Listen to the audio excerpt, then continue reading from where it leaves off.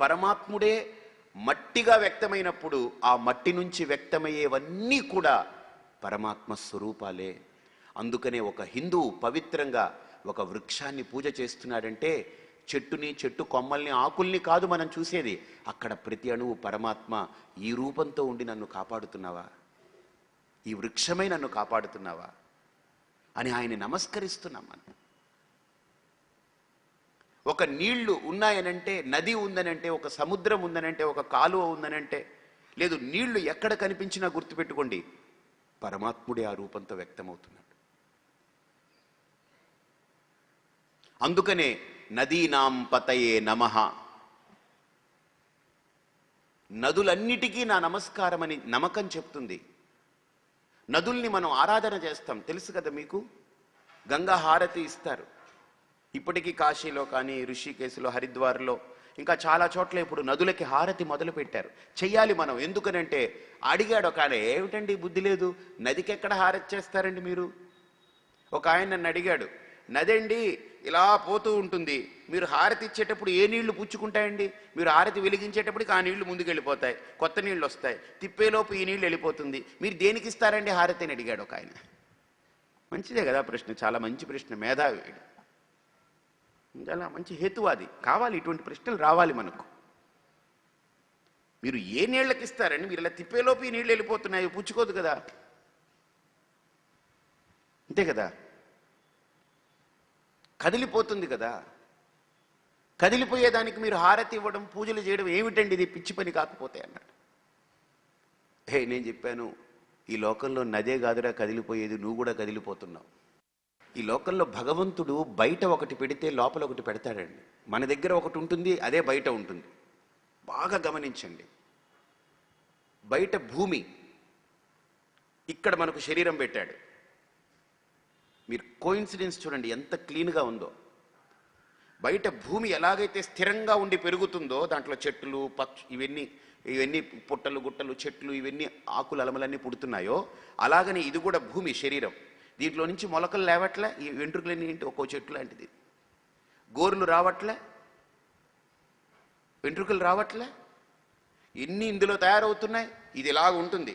ఇది ఒక body, remains as a body. అది చనిపోయేదాకా, ఈ బాడీ పెరిష్ అయిపోయేదాకా ఈ బాడీ అలా ఉంటుంది. దాంట్లో నుంచి వెంట్రుకలు వస్తున్నాయి, గోర్లు వస్తున్నాయి, ఎన్ని పుడుతున్నాయి.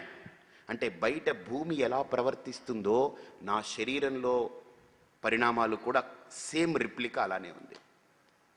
రెండవది నీళ్లు. నదిలో నీళ్ళు ఎలా ఉంటాయి? కదులుతూ ఉంటుంది. లోపల నా మనస్సు చూడండి ఎలా ఉందో. బయట నది, లోపల మది. నది ఎలా ఉంటుందో నా మది కూడా అంతే, కదిలిపోతూ ఉంటుంది. నిలబడుతుందా ఎక్కడన్నా? నిలబడి ఉంటుంది అలాగా? నిలబడదు కదా. నిలబడితే మనస్సు కాదు. అందుకనే నన్ను ఒక కుర్రాడు అడిగాడు, డెఫినిషన్ ఏంటి మనస్సుకేనంటే, the flow of water is river, flow of thoughts is called mind. నది అంటే నీరు ప్రవాహం పొందితే దాన్ని నది అంటాం.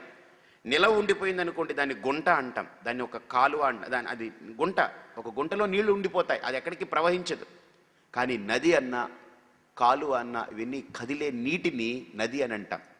కదిలే నీరంటే ప్రవాహము పొంది కదిలిపోయే నీటిని నది అని అంటాం.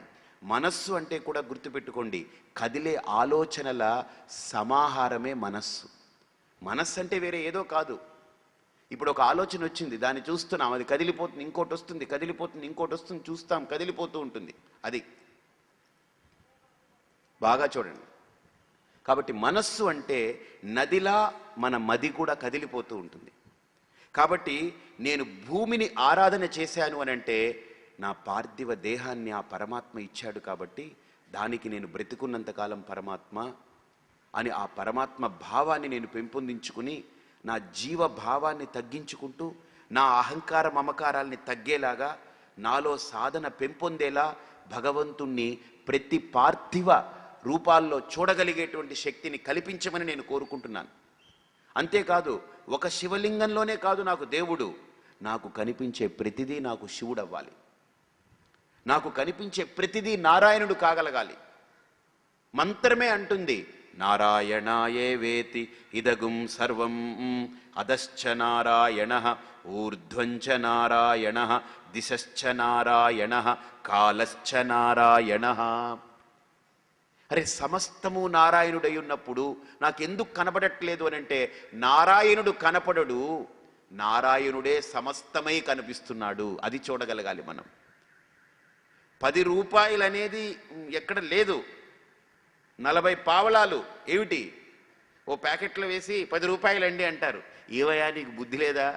10 రూపాయలు అంటున్నా 40 పావలాలు ఇస్తున్నాయి. 40 పావలాలే 10 రూపాయలండి అంటే గుర్తుపెట్టుకోండి, 10 రూపాయలు అనేది రూపం లేదు, దానికి విలువ అంతే.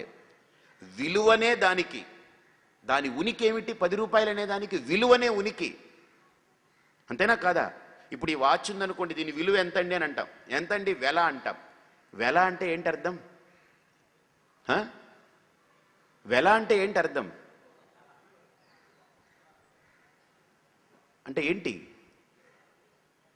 అంటే ప్రైజ్ అంటే ఇంగ్లీష్లో అర్థం ఏంటనంటే the purchasing value, object value, ఈ వస్తువు యొక్క విలువ, దాన్ని వెల అంటాం మనం.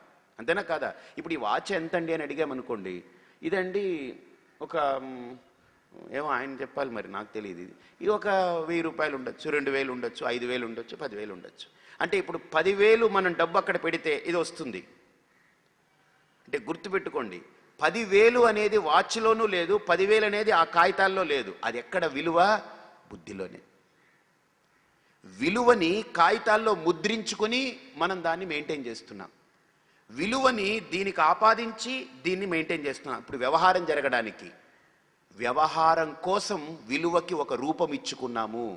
అలాగనే మనం ఆరాధించుకోవడం కోసం భగవంతుడికి ఒక రూపాన్ని తీసుకొచ్చుకున్నాము.